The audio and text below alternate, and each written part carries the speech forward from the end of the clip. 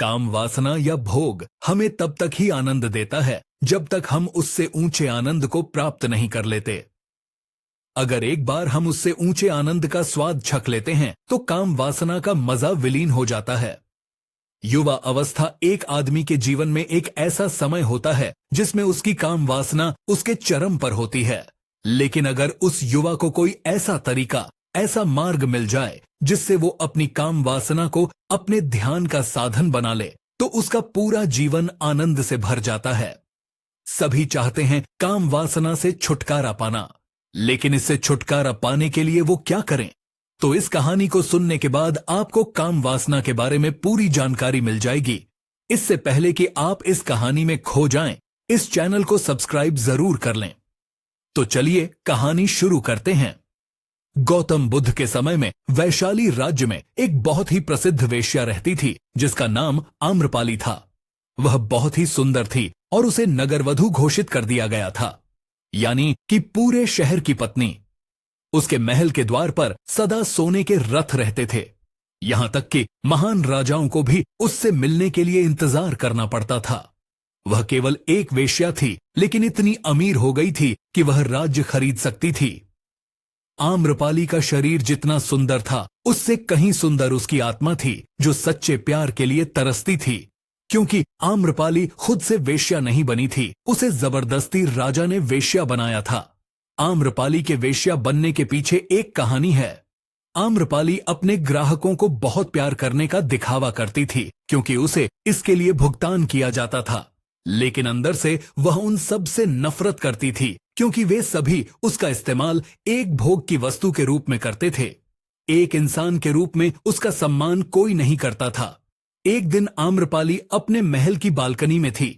अचानक उसने महल के सामने से एक युवा बौद्ध भिक्षु को गुजरते हुए देखा, जिसके पास कुछ भी नहीं था सिवाय एक भिक्षा पात्र के, लेकिन उसके पास जबरदस्त जागरूकता थी और लोगों को खुद की ओर आकर्षित करने की अद्भुत शक्ति थी।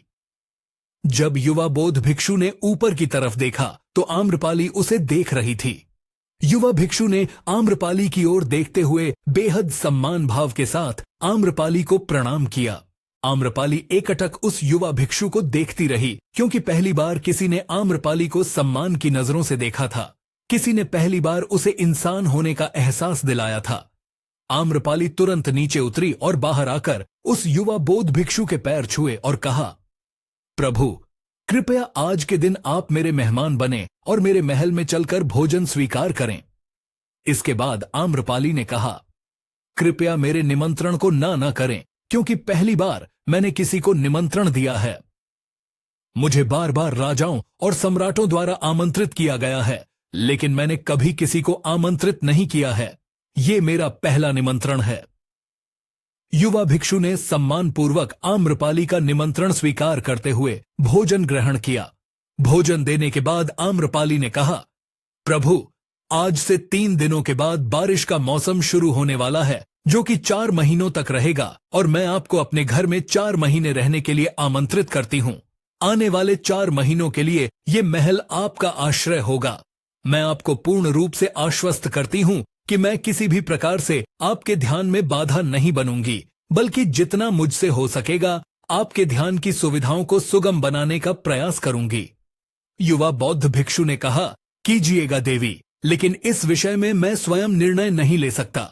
मैं आपके प्रस्ताव के विषय में बुद्ध से पूछूंगा। अगर वो मुझे अनुमति देंगे तो मैं आपके महल में आश्रय अवश्य स्वीकार करूंगा। इतना कहकर वह बौद्ध भिक्षु वहां से चला गया। इससे पहले कि वह भिक्षु बुद्ध के पास पहुंचता और आम्रपाली के प्रस्ताव के बारे में कुछ बताता, वहां उपस्थित अन्य भिक्षु बुद्ध के पास पहुंच गए और बुद्ध से कहा, आप कृपया उस युवा भिक्षु को रोकिए। आम्रपाली ने उसे 6 महीने रहने के लिए अपने घर आमंत्रित किया है। आम्रपाली एक वेश्या है और एक भिक्षु का वेश्या के घर में 4 महीने रहना सही नहीं है। इससे हमारे संघ में गलत संदेश जाएगा। बुद्ध ने कहा, कृपया आप लोग शांत हो जाएं और उस भिक्षु के आने की प्रतीक्षा करें। देर बाद वह युवा भिक्षु बुद्ध के पास आया। उसने आते ही बुद्ध के पैर छुए और उन्हें पूरी कहानी सुनाते हुए कहा, बुद्ध, नगर की एक आम्रपाली नाम की महिला ने मुझे बारिश के 4 महीने अपने घर पर रहने के लिए आमंत्रित किया है। मैंने उसके निमंत्रण का भी कोई जवाब नहीं दिया। मैंने उसे कहा है कि अगर आप मुझे उसके घर पर रहने की आज्ञा देंगे तभी मैं उसके घर पर रहने के लिए जाऊंगा। अतः बुद्ध, आप जो कहें मैं वही करूंगा। उस युवा भिक्षु ने आम्रपाली के विषय में महिला शब्द का प्रयोग किया।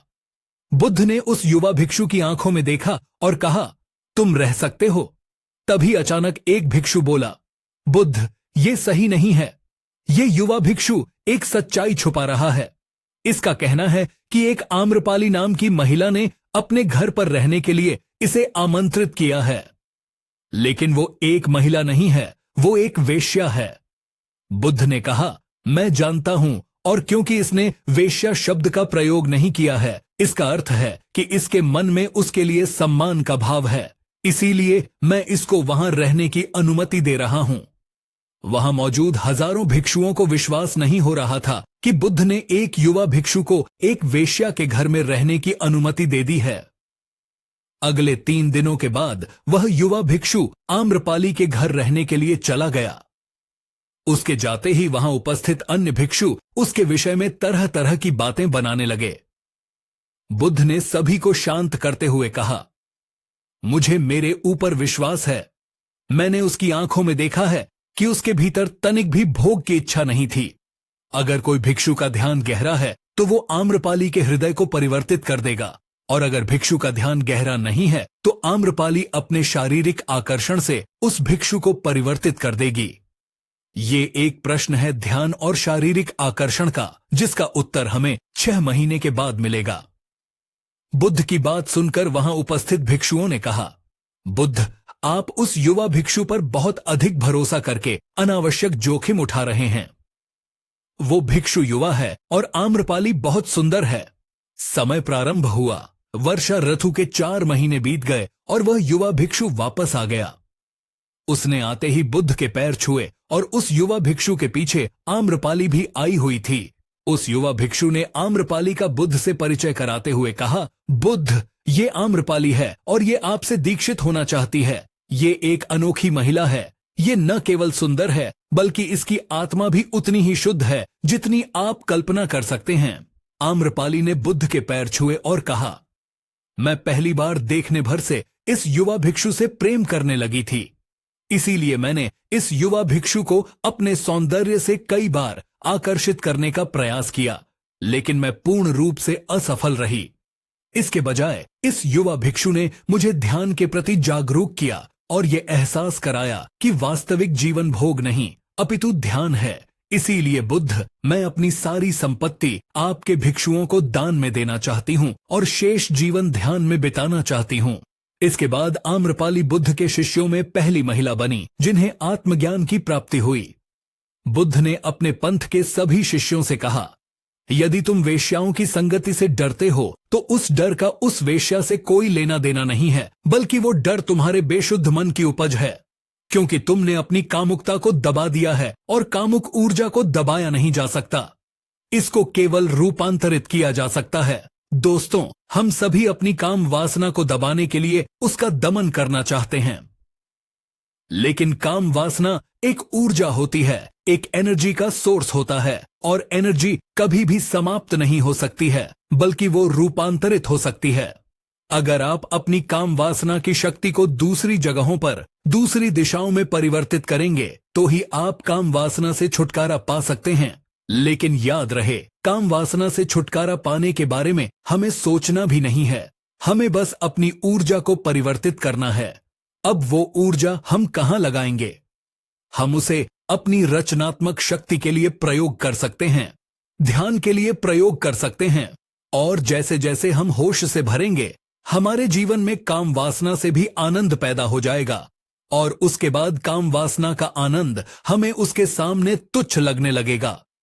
अगर ये कहानी आपको ज्ञानवर्धक लगी तो कमेंट सेक्शन में जरूर बताएं और इस चैनल को सब्सक्राइब कर लें।